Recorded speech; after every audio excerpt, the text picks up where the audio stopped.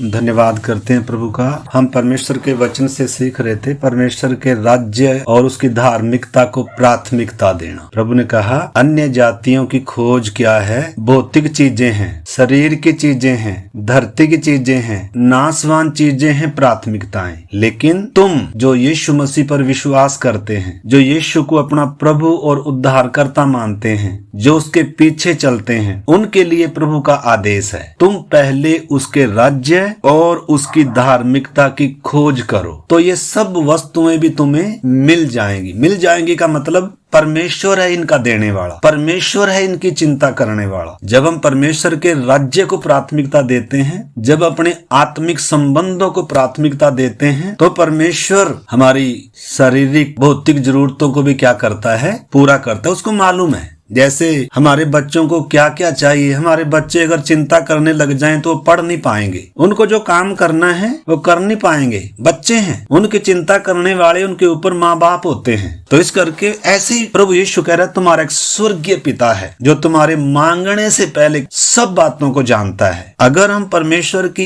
इच्छा के लिए मतलब समर्पित हों तो हमारा जीवन कितना धन्य हो सकता है। इस करके हम ये बात सीख रहे थे परमेश्वर के राज्य और परमेश्वर की धार्मिकता, दो बातें हम देख रहे थे। तो सबसे पहले हम परमेश्वर का राज्य क्या है पहले तो उसको समझना है। परमेश्वर का राज्य भजन संहिता 103 का 19 में पढ़ा था हमने कि परमेश्वर सृष्टि का राजा है और पूरी सृष्टि पर उसका नियंत्रण है, वो राज्य करता है। उसके हाथ से कभी राज्य गया नहीं है। पृथ्वी पर परमेश्वर मनुष्यों को राजा नियुक्त करता है। जितने भी धरती पर राज्य हुए परमेश्वर ने उन राजाओं को खड़ा किया। सबसे पहले धरती का राज्य परमेश्वर ने आदम को दिया था, इसको अपने वश में कर, राज्य कर। तो जब हम परमेश्वर के राज्य के बारे में देख रहे हैं तो परमेश्वर का राज्य है क्या? पूरी सृष्टि पर परमेश्वर का राज्य है, लेकिन धरती पर परमेश्वर ने राज्य मनुष्यों को दिया है। और मनुष्यों को कुछ क्या किया है? परमेश्वर ने छूट दी है। और मनुष्य सोचता है कि मेरे ही अधिकार में है सब कुछ। जैसे हम पिछली बार देख रहे थे, नबूकदनेस्सर राजा ने सोचा कि मैंने ही अपने बल से ये राज्य प्राप्त किया है, मैंने ही अपने बल से अपनी ताकत से इजराइल को गुलामी में लेकर आया हूं। तो उसको घमंड आ गया। तो परमेश्वर ने उसको बैल की तरह घास खिलाया और उसको अकल दी। तब उसने क्या किया? माना कि पृथ्वी भर में परमेश्वर राज्य करता है और वो सबको राजा नियुक्त करता है। पृथ्वी पर जितने साम्राज्य हुए उनका उदय भी परमेश्वर ने किया और उनका अस्त भी परमेश्वर ने किया। बड़े बड़े साम्राज्य धरती पर हुए। इवन अभी 7 साल का महाक्लेश मसीह विरोधी का राज्य धरती पर आने वाला है। वो राज्य भी कौन देगा? परमेश्वर ही देगा। परमेश्वर का नियंत्रण है पूरी सृष्टि पर। तो अभी जब प्रभु यीशु मसीह बात कर रहे थे जिस राज्य की कि मन फिराओ स्वर्ग का राज्य निकट आया है, वो भौतिक राज्य नहीं था। भौतिक राज्य हमने पढ़ा था प्रकाशित वाक्य 11 अध्याय का 15 में हमने शायद पढ़ा था कि जगत का राज्य हमारे प्रभु का और उसके मसीह का हो गया और वो युगान युग क्या करेगा? राज्य करेगा। मतलब एंटी क्राइस्ट के या मसीह विरोधी के 7 साल के राज्य के बाद धार्मिकता का राज्य प्रभु यीशु मसीह इसी धरती पर स्थापित करेगा। उसका राज्य संसार के राज्य की तरह नहीं है। हमने यूहन्ना 18 का 36 में पढ़ा था, मेरा राज्य इस संसार का नहीं है। संसार का राज्य कैसा है? जैसे बीजेपी की सरकार है या कांग्रेस की सरकार है या किसी और पार्टी की सरकार है। मतलब जो संसार के राजा हैं उनका राज्य करने का तरीका कुछ और है। लेकिन यीशु मसीह जिस राज्य की बात करता है, जब प्रभु यीशु मसीह आए उस समय आत्मिक तौर पर हम देखते हैं पाप का राज्य था, मृत्यु का राज्य था। सारी मानव जाति के ऊपर मौत पाप के कारण राज करती थी। मनुष्य गुलाम था, पाप का गुलाम था, पाप के कारण मृत्यु की दशा में था और शैतान ने भी अपने वश में करके रखा था। उसकी आंखों को, उसकी बुद्धि को बांध कर रखा हुआ है। आज भी पूरा संसार में शैतान का राज्य है, उसके वश में दुनिया पड़ी हुई है। प्रभु यीशु मसीह जिस राज्य की बात करता था वो राज्य प्रभु यीशु मसीह ने क्रूस की उस बलिदान के द्वारा उस राज्य को अपने अधिकार में लिया। शैतान के सिर को कुचल दिया, मृत्यु का नाश कर दिया और पाप जो मनुष्य के अंदर राज कर रहा था उसको क्रूस पर किल्लों से जड़ दिया। अब जो भी कोई एक पापी व्यक्ति जो गुलाम है, जिसके ऊपर मृत्यु का राज्य है, शैतान का राज्य है और जिसके ऊपर मतलब अंधकार का पाप का राज्य है, वो क्रूस की तरफ जब देखता है और जब यीशु को अपना प्रभु और उद्धार करता स्वीकार करता है, तो वो उसके जीवन में से अंधकार का, पाप का और मृत्यु का राज्य निकलकर उसके अंदर पवित्र आत्मा स्वर्ग का राज्य स्थापित करता है। स्वर्ग के राज्य में उसको ले आता है। उसके अंदर से पाप का राज्य निकालता है, मृत्यु का भय निकल गया और शैतान की सारी गुलामी उसके जीवन से क्या हो गई, निकल गई। ये राज्य, यीशु मसीह ने इस राज्य के लिए कीमत अदा करी। पेंतेकुस्त के दिन ये राज्य स्वर्ग से धरती पर उतरा। पेंतेकुस्त के दिन 120 लोग उस उपरोठी कोठरी में प्रार्थना कर रहे थे और जब उनके जीवनों में वो राज्य आया, साधारण अनपढ़ लोग, डरे सहमे हुए लोग, यीशु का इनकार किए हुए लोग, ये चंगाई वाले नहीं थे। इनमें से एक भी अपनी चंगाई के लिए कोई आया हुआ नहीं था, कोई स्वार्थों के लिए आया हुआ नहीं था, कोई नौकरी के लिए आया हुआ नहीं था, कोई शादी कराने के लिए नहीं आया हुआ था। वो बड़ी भीड़ अलग थी। उनको तो ये राज्य समझ में नहीं आया। वो तो कहते हैं ये तो बातें नागवार हैं। जब प्रभु ने असली वचन उनको बताया, जब जीवन की बातें उनको बताई, तो वो तो छोड़कर ही चले गए थे। लेकिन चंद लोग थे जो सब कुछ छोड़कर प्रभु के पीछे निकले थे। और जब पेंतेकुस्त का दिन आया, स्वर्ग का राज्य जब उनके अंदर उतर गया और वो जब स्वर्ग के राज्य में प्रवेश कर गए, वो शेर की तरह दहाड़ने लग गए। उनका डर कहाँ चला गया, मौत का भय कहाँ चला गया, उनके अंदर से क्या प्रकट हुआ, स्वर्ग का राज्य मनुष्यों के अंदर परमेश्वर ने आत्मिक तौर पर स्थापित किया। पहले उनका जीवन बिल्कुल विपरीत था। भले यीशु मसीह के पीछे चल रहे थे, लेकिन तो भी उनके अंदर अभी भी पतरस, बाकी चेले यीशु का इनकार करके चले गए डर के मारे। उनके अंदर मृत्यु का भय अभी भी था। लेकिन जब स्वर्ग का राज्य उनके अंदर आया, तो उनकी जिंदगी पूरी क्या हो गई, बदल गई। उनकी सारी प्राथमिकताएं बदल गई। इस करके सबसे पहले तो हमें समझना है परमेश्वर का राज्य है क्या। खाना पीना नहीं है, भौतिक चीजों की प्राप्ति करना नहीं है। जैसे आज ज्यादातर मतलब कलीसियाओं में यीशु मसीह के पास आने के बहुत सारे कारण होते हैं, बपतिस्मा लेने के भी बहुत सारे कारण हो सकते हैं, प्रार्थना में आने के, वचन पढ़ने के भौतिक कारण हो सकता है, पारिवारिक कारण हो सकता है, बहुत सारे कारण हो सकते हैं। लेकिन वास्तव में वो अनुभव अलग ही है, परमेश्वर के राज्य को अपने जीवन में अनुभव करना। मौत का भय निकल गया, पाप का साम्राज्य निकल गया और परमेश्वर की संतान होने का जो हक और अधिकार मिला, अब्बा कर कर पुकारने का, जिसका मैं शत्रु था, मैं बेड़ियों से जकड़ा हुआ गुलाम था, पाप मेरे अंदर राज कर रहा था, गुलाम बनाकर रखा हुआ था और शैतान ने भरमा कर रखा हुआ था। अपने अपने मार्ग हमने लिए हुए थे। लेकिन हम धन्यवाद करते हैं उस महान परमेश्वर का, जब परमेश्वर का राज्य आया, जिस राज्य के लिए यीशु ने क्रूस पर कीमत अदा करी। जब वो क्रूस का संदेश लेकर परमेश्वर का कोई जन हमारे पास आया, या हमने इस राज्य के वचन को सुना, राज्य का जो सुसमाचार है, कोई सुसमाचार चंगाई का भी है, उसमें ये राज्य नहीं आता है। कोई सुसमाचार भौतिक भी है, वो सारी चीजें मिल जाएंगी, लेकिन स्वर्ग का राज्य देखेगा नहीं। उसके लिए यीशु मसीह ने एक ही सब के लिए शर्त रखी, मैं तुम्हें सच सच कहता हूं, जब तक एक व्यक्ति नए सिरे से जन्म नहीं लेता, स्वर्ग के राज्य को देख भी नहीं सकता। मैं तुम्हें सच सच कहता हूं फिर से, जब तक एक व्यक्ति आत्मा और जल से जन्म नहीं लेता, वो स्वर्ग के राज्य में प्रवेश नहीं कर सकता। मतलब नया जन्म पाकर क्रूस के संदेश के द्वारा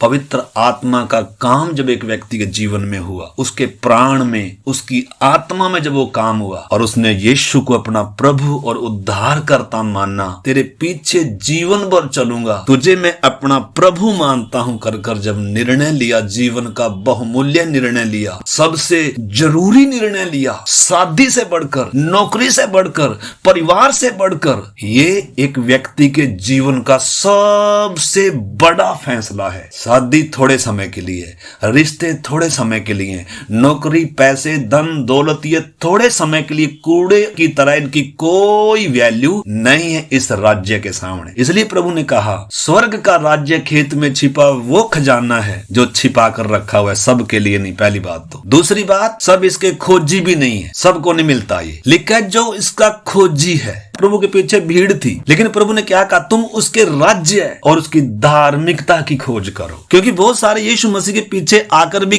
किन्हीं बातों की खोज में रहते हैं, प्रभु हमें ये दे, प्रभु हमें ये मिले, प्रभु मेरे घर की ये समस्या, प्रभु मेरी ये तकलीफ। इनके लिए तो और बहुत सारे मार्ग हैं, दुनिया के सारे मार्ग इन्हीं चीजों के लिए हैं, लेकिन यीशु मसीह का नाम इन चीजों के लिए। यीशु नाम का अर्थ क्या है? पापों से छुड़ाने वाला, भौतिक आशीष देने वाला नहीं। उसके लिए तो किसी और को प्रभु ने अधिकार दिया, सब कुछ उसके अधीन है। प्रभु को कहता है मेरे सामने एक बार झुक जा और मैं ये सब तुझे दे दूंगा। तो परमेश्वर का राज्य है। यीशु ने कहा मेरा राज्य इस संसार का नहीं है। परमेश्वर का राज्य कैसा है, उसकी विशेषता क्या है, हम पढ़ेंगे रोमियो की पत्री 14:17। क्योंकि परमेश्वर का राज्य खाना पीना नहीं परंतु धर्म और मेल मिलाप और वह आनंद है जो पवित्र आत्मा से होता है। ये आत्मिक राज्य है। खाना पीना धन दौलत ये चीज दुनियावी आशीष शरीर की बातें ये नहीं है स्वर्ग का राज्य। स्वर्ग का राज्य जिन जीवनों में उतरता है उनके जीवनों में से अंधकार का राज्य निकल जाता है, मौत का राज्य निकल जाता है, पाप का राज्य निकल जाता है, शैतान का राज्य निकल जाता है और स्वर्ग अपना राज्य उधर क्या करता है, स्थापित करता है। और फिर इसकी विशेषता क्या है? खाना पीना नहीं है। खाना पीना है तो ठीक, नहीं है तो भी ठीक, आसान भी नहीं है इतना। इजरायली क्या करते रहे, खाने पीने के लिए बुड़बुड़ाते रहे। अगर हम खाना पीना प्राथमिकता है, परमेश्वर के साथ का आनंद, परमेश्वर के साथ का वो संबंध प्राथमिकता नहीं है, तो फिर हमारी बारी चीजें हमें क्या करेंगी, प्रभावित करेंगी। तो इधर लिखा है परमेश्वर का राज्य खाना पीना नहीं है, मतलब ये शारीरिक नहीं है, ये आत्मिक है। प्रभु ने अधिकार दिया, किसके ऊपर अधिकार दिया? प्रधानों के ऊपर, अधिकारियों के ऊपर, अंधकार के हाकिमों के ऊपर, सांपों बिच्छुओं को रौंदने और शत्रु की सारी सामर्थ पर अधिकार दिया है। और प्रभु ने कहा तुम्हें किसी चीज से हानि नहीं होगी, स्वर्ग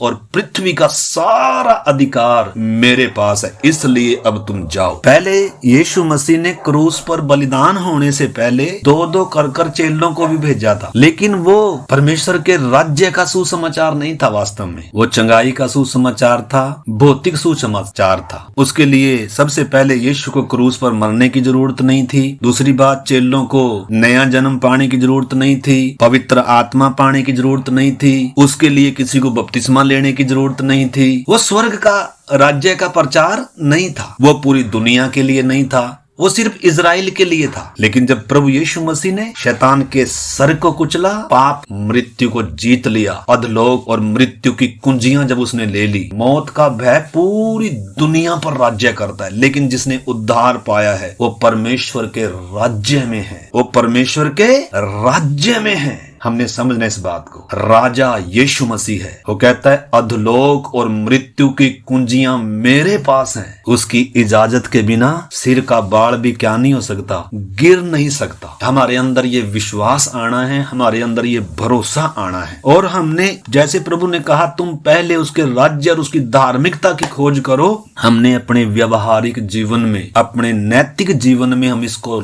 लागू कैसे करते हैं? तो सबसे पहले तो उन्हें परमेश्वर के राज्य को समझना है। इधर हमने पढ़ा परमेश्वर का राज्य खाना पीना नहीं परंतु धर्म। धर्म का मतलब ईसाई धर्म नहीं, धर्म का मतलब धार्मिकता का जीवन, पवित्रता का जीवन, मेल मिलाप और वह आनंद है जो पवित्र आत्मा से होता है। ये आनंद धन दौलत मिलने से नहीं होता। अगर हमें आनंद धन दौलत मिलने से होता है और कोई भौतिक चीजों में आनंद है तो वो थोड़े समय का आनंद है, वो तात्कालिक आनंद है, वो खुशी है वास्तव में शरीर की, लेकिन आत्मिक आनंद नहीं है, परमेश्वर का राज्य नहीं है। अगर ये चीजें आशीष हैं भौतिक, तो हमारे से ज्यादा आशीष टाटा वाणी के पास है। हम उसके सामने गरीब हैं। इस करके दुनिया की धन दौलत पैसा खाना पीना ये नहीं है परमेश्वर की आशीष। इनको तो प्रभु कह रहा है छोड़, त्याग, क्योंकि जहां तेरा धन होगा ना वहां तेरा मन सदा लगा रहेगा। प्रभु ने कहा उधर जोड़ो, स्वर्ग में जोड़ो। प्रभु की इच्छा तो इसको हम आने वाले दिनों में और थोड़ा सा इसके बारे में देखेंगे। तो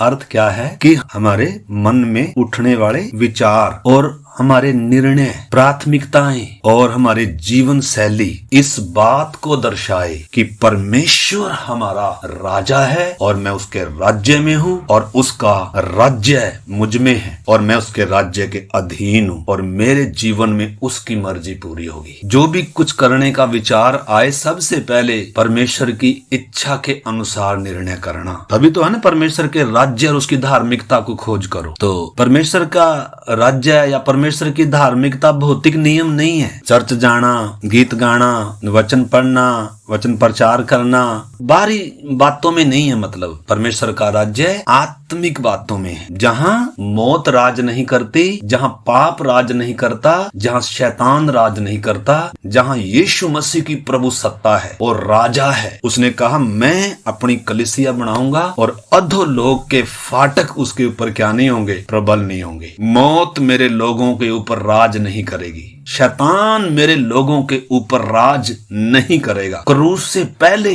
मृत्यु परमेश्वर के लोगों पर भी राज करती थी और पाप भी मनुष्यों के अंदर राज करता था। चाहकर भी वो समर्पण करते थे परमेश्वर को प्रेम करे, लेकिन कर नहीं पाते थे, क्योंकि पाप था मेन जड़ सारी बीमारी की, जो इंसान को परमेश्वर के विरोध में व्यवस्था का उल्लंघन करवाता है, जो इंसान के प्राण को बिगाड़ता है, सोच को बिगाड़ता है, चालाकियां देता है, झूठ, फरेब, धोखा, ये सब चीजों की तरफ लेकर जाता है। चोरी, चालाकी। आपको मालूम है, अगर एक व्यक्ति के अंदर पाप है ना, तो उसको चालाकियां देता है। बात को छिपाना कैसे है, सफाई कैसे देनी है, चोरी कैसे करनी है, हेरा फेरी कैसे करनी है, बेईमानी कैसे करनी है। पाप एक व्यक्ति को युक्तियां देता है। आदम ने जब पाप किया, छिपाना कैसे है, परमेश्वर पर मतलब दूसरे पर सारे दोष कैसे लगाना है, अपनी गलती। पाप कभी भी एक व्यक्ति को अपनी गलती स्वीकार करने नहीं देगा। ये तो धन्यवाद करें उस पवित्र आत्मा का, उस यीशु मसीह का, जो एक पापी व्यक्ति को होश में लाता है।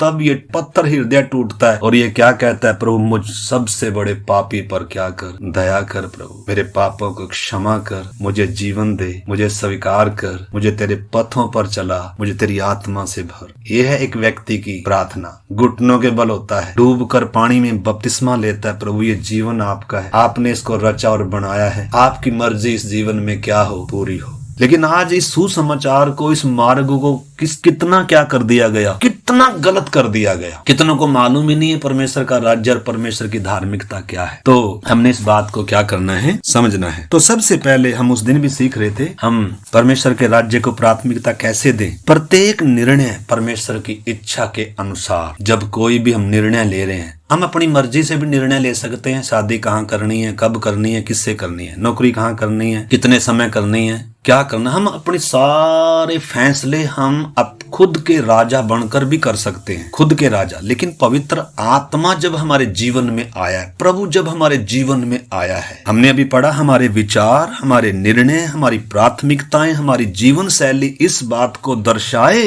कि परमेश्वर हमारे जीवन का राजा है। मेरे ऊपर कोई राजा है, कोई प्रभु है, मेरी मर्जी के लिए कोई स्थान नहीं, एक मेरा स्वामी है। अगर हम खुद के स्वामी हैं, अगर हम खुद के राजा हैं, तो हम अपनी मर्जी से क्या करना है दिन भर, क्या नहीं करना दिन भर, तो हम अपनी मर्जी से क्या कर सकते हैं, अपने फैसले ले सकते हैं। लेकिन अब चलाने के लिए हमें पवित्र आत्मा आया है। इसलिए लिखा है, जो परमेश्वर की आत्मा के अनुसार चलते हैं वे ही परमेश्वर के पुत्र हैं। जबरदस्ती राज नियंत्रण नहीं करता पवित्र आत्मा। बोलना है हर निर्णय, प्रभु पवित्र आत्मा मेरी मदद कर, मैं तो देखी हुई चीजों के अनुसार बातें सोचता और फैसले करता हूँ, प्रभु तू भविष्य जानता है, पवित्र आत्मा मेरी मदद कर, मुझ में बुद्धि नहीं, ज्ञान नहीं, मेरी मदद कर। इसमें प्रार्थनाओं का जीवन होना है। सबसे बढ़कर बात तो सब बातों का सारांश एक बात में है, प्रभु से प्रेम होना चाहिए। अगर प्रभु से प्रेम है ना, तो हम पाप को कभी प्रेम नहीं कर सकते, हम संसार को कभी प्रेम नहीं कर सकते। हम खुद को भी ज्यादा तवज्जो तभी देते हैं जब हमें परमेश्वर को क्या नहीं है, प्रेम नहीं है। सब बातों का आपको मालूम है, व्यवस्था, संपूर्ण व्यवस्था का भी सार एक ही बात में था। यीशु मसीह से किसी ने पूछा, व्यवस्था में कौन सी आज्ञा सबसे बड़ी है? यीशु मसीह ने कहा, सारी व्यवस्था का सार एक बात में पूरा हो जाता है कि तू अपने प्रभु से अपने सारे मन से,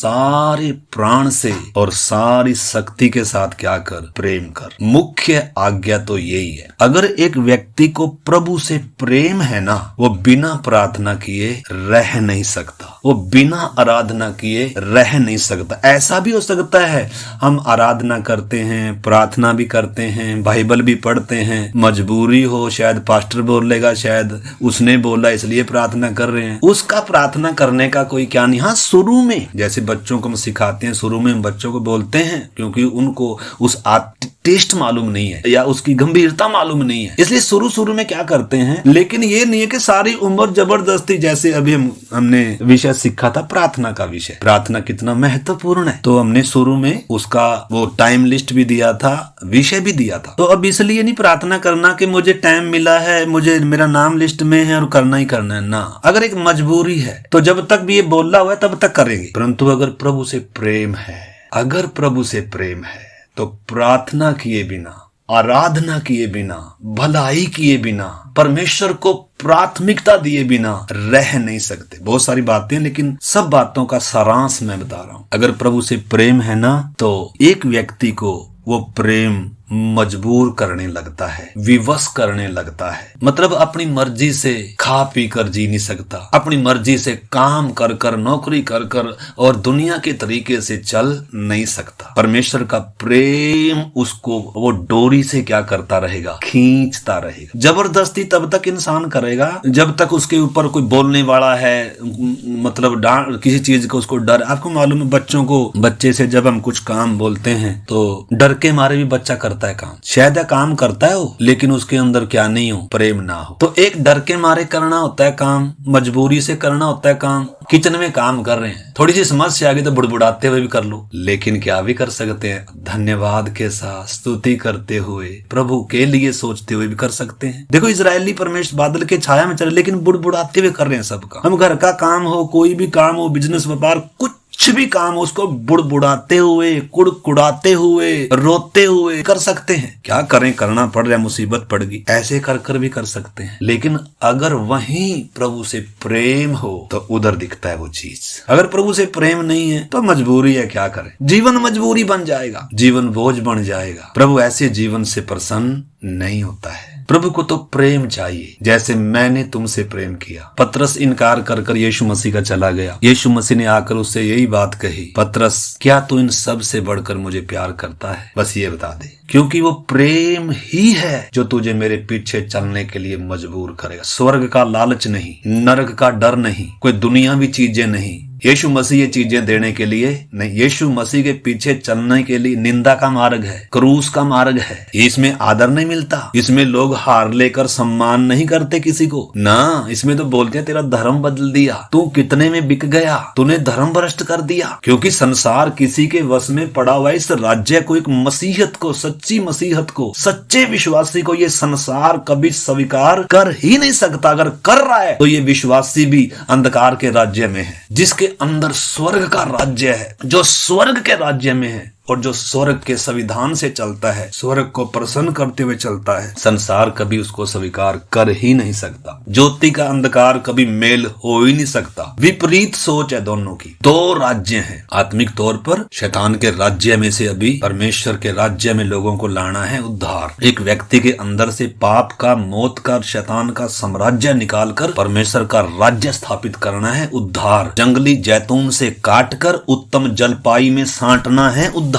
हमने इस बात को समझना है मेरे प्यारे भाई बहनों। अभी हम प्रार्थना करें, मैं किसके राज्य में हूँ? अगर यीशु के राज्य में है, अगर परमेश्वर के राज्य में है, तो वहां मौत का राज्य है, मौत का भय, वहां गुलामी नहीं है। इधर हमने पढ़ा था रोमियो में, क्योंकि परमेश्वर का राज्य खाना पीना नहीं है। पौलुस और सिलास दिन भर प्रचार किया, भूखे हैं, रात में जेल में ठोक दिया, काठ में उनके पांव ठुके हुए हैं, आधी रात के लगभग। वो रो नहीं रहे थे, वो ये नहीं कर रहे थे किसी को बताओ हमारी सुधि ले, उसको फोन करो, इसको फोन करो, हमारी जमानत के लिए कुछ करो। नो, जो परमेश्वर के राज्य में होते हैं, जो अपने जीवन में परमेश्वर को प्राथमिकता देते हैं, वो उस काठ में ठुके हुए भी क्या कर रहे थे? परमेश्वर की आराधना कर रहे थे और बंद वे उनकी सुन रहे थे, गुलाम उनकी सुन रहे थे, और जो सुन रहे थे उनके बंधन क्या हो गए? खुल गए, और जेल के दरोगा ने उद्धार पाया उसी रात। यह परमेश्वर का राज्य है। तो हमें परमेश्वर के राज्य को प्राथमिकता देनी है, भौतिक बातों को नहीं। हम इसको अपने व्यवहारिक और नैतिक जीवन में कैसे उपयोग में लाएं? सबसे पहले जब हम सुबह उठते हैं, प्रार्थना और वचन के साथ, वचन मनन के साथ हम दिन की शुरुआत करते हैं। दिन भर बिताने के बाद शाम को जब बिस्तर पर जाते हैं, तब भी हम क्या करते हैं? दिन भर के दिनचर्या को हम क्या करते हैं? मूल्यांकन करते हैं। हमारे जीवनों में किन्हीं बातों के लिए आंसू आंखों में होते हैं, प्रार्थना होती है। शायद कहीं हम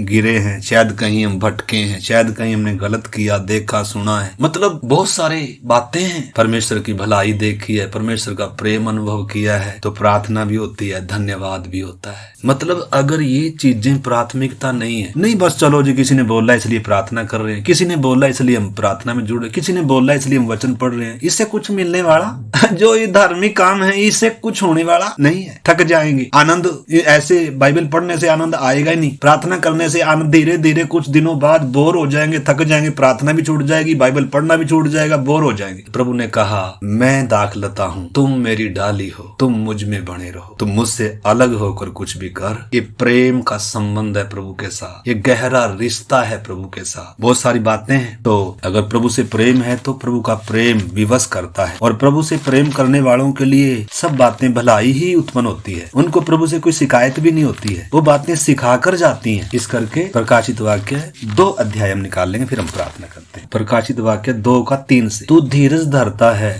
और मेरे नाम के लिए दुख उठाते उठाते थका नहीं, पर मुझे तेरे विरुद्ध में यह कहना है कि तूने अपना पहला सा प्रेम छोड़ दिया है। मतलब तू बहुत सारे काम कर रहा है, यानी कि बिना प्रेम के भी एक व्यक्ति बहुत कुछ कर सकता है। बिना प्रेम के हम प्रार्थना कर सकते हैं, बिना प्रेम के हम इस ऑनलाइन जुड़ सकते हैं, क्या करें, जुड़ना ही है जब बोल रहा है तो। बिना प्रेम के हम बाइबल पढ़ सकते हैं, बिना प्रेम के प्रार्थना कर सकते हैं, बिना प्रेम के संगति में आ सकते हैं। क्या करें, शायद मसीह जीवन में ऐसा करना ही होगा इसलिए कर रहे हैं, शायद पास्टर बोलेगा इसलिए कर रहे हैं। इसका कोई आत्मिक लाभ नहीं होगा। प्रभु क्या कह रहा है? प्रभु कह रहा है, तू धीरज धरता है और मेरे नाम के लिए दुख भी उठाता है और थका भी नहीं है, परंतु मुझे तेरे से शिकायत है, मुझे तुझसे कुछ कहना है। तो ये जो तू कर रहा है ना, सब ये मेरे प्रेम में होकर नहीं कर रहा है, तुझे मुझसे प्रेम नहीं है। वो पहला सा प्रेम जब एक व्यक्ति का उद्धार होता है, यीशु मसीह के साथ जो उसका प्रेम होता है, प्रार्थना करने वाला,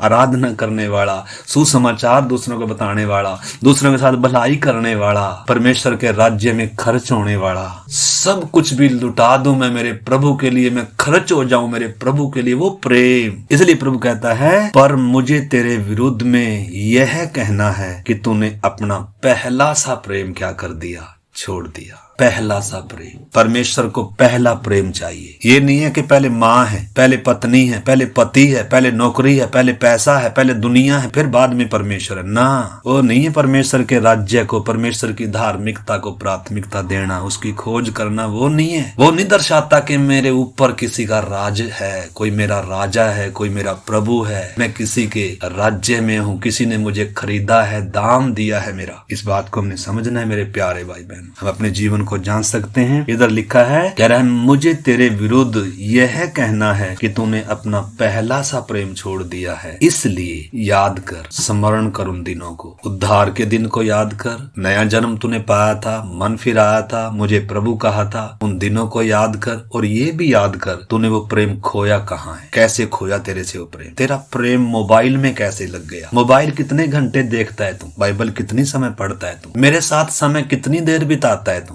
आइए हम अपने जीवनों को जांचे। अगर प्रभु से प्रेम नहीं है तो मसीह जीवन का कोई अर्थ ही नहीं रहता। धर्म कर्म के काम करने से हम स्वर्ग नहीं जाएंगे। यीशु से अगर प्रेम नहीं है, स्वर्ग परमेश्वर ने अपने प्रेमियों के लिए तैयार किया है, स्वर्ग सब के लिए नहीं है। अगर किसी को प्रभु से प्रेम नहीं है तो स्वर्ग में जाकर करेगा क्या वो? प्रभु कहता है, अगर तुम मुझे प्यार करते हो तो तुम मेरी आज्ञा को मानोगे। जो प्रभु से प्यार करता है उसके लिए प्रभु की आज्ञा कठिन नहीं है। जो प्रभु से प्यार नहीं करता उसके लिए मार्ग बहुत मुश्किल है। आइए हम अपने जीवनों को जांचे मेरे प्यारे भाई बहनों, प्रार्थना करें। हालेलुया।